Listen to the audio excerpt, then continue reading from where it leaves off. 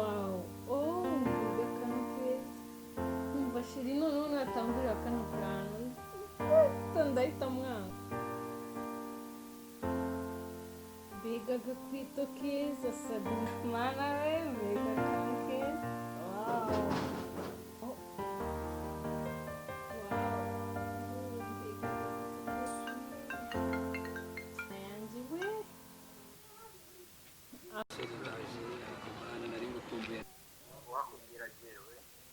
Sheri maze uzi n'igihe cyo kwishyura inzu cyageze maze wa boss avuye hano.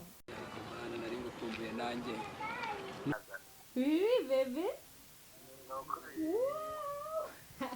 Okay, banguka.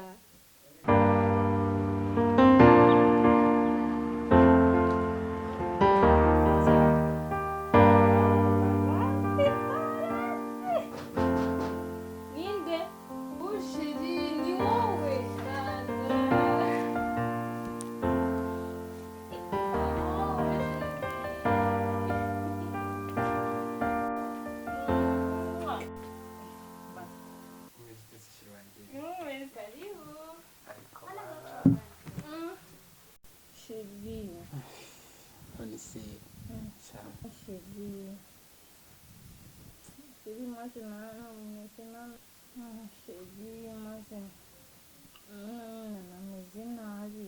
Habaye iki se? Oh, really?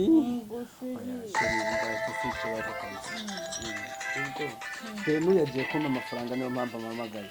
Nibyo Sheri? Ni ukuri. Ubuse ni nkangahe? Menshi. Ninde? Mwiriwe Sheri. Nari nyuze hano ku rugo ngira ngo musuhuze. Oh, nta kibazo karibu ushobora gutambuka ukicara naho. Reka nicara hano nabirenze. Okay, nta kibazo. Umeze ute? Oh, wari umeze neza. Mana tubona indi none. Karibu. Oh, inosa bite? Ni sawa Sheri. Amakuru. Urakomeye. Ndakomeye. Ndabona mumeze neza. Yani karibu icara. Si. Okay. Shanda, unasa nk'umuntu uvuye ahantu kure. None sawa ni bande bari kubikubaza. Ni umushuti wanjye.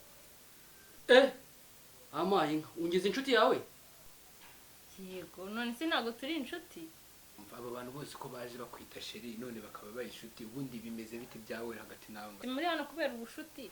Ibyo ngibyo reka tubanze tubivugane n'abatipe basobanura niba ari abasheri bawe cyangwa ari inshuti zawe ibyo nshaka kubimenya. Umva rero mbabwire mwabagabo. Ndagira ngo mbare kabiri mwese musohotse kuko Sheri wanjye ntwite umwana akeneye kuruhuka. Please. Birashoboka? Ibyo kwirya bivemo nkeneye kutubwira utwite muri aba ngaba ninde muri twese ko turi hano. Ibyo birumvikana. Mwese ndabatwitiye. Ibi ni ibitangaza. Aragutwitiye? Kumbi. Nuko koko. Mana we. Ibi si byo koko. Kumenya watwite muri twebwe ninde? Ibyo birumvikana. Ibintu byo kwiriza gukura ngo nyine urabajwe n'amafaranga yanjye namutanze gusa amafaranga yakitanze gushaka rero ko abayiriza Jewe nishyuye umwaka wose basaza genda reko Jewe nishyuye umwaka wose Jewe nishyuye umwaka wose ubu nako amagaza aruzuye ibiki byose biruzuye umva reka mbabwire ibi ntabwo byumvikana genda nigende bana mu musigara umva jewe ntabwo naviramo aho ngaho uranyishyura ibyanjye nareraga umwana nzikari yanjye ubwo se nibiki umva ndagiye ariko ndagaruka nzagaruka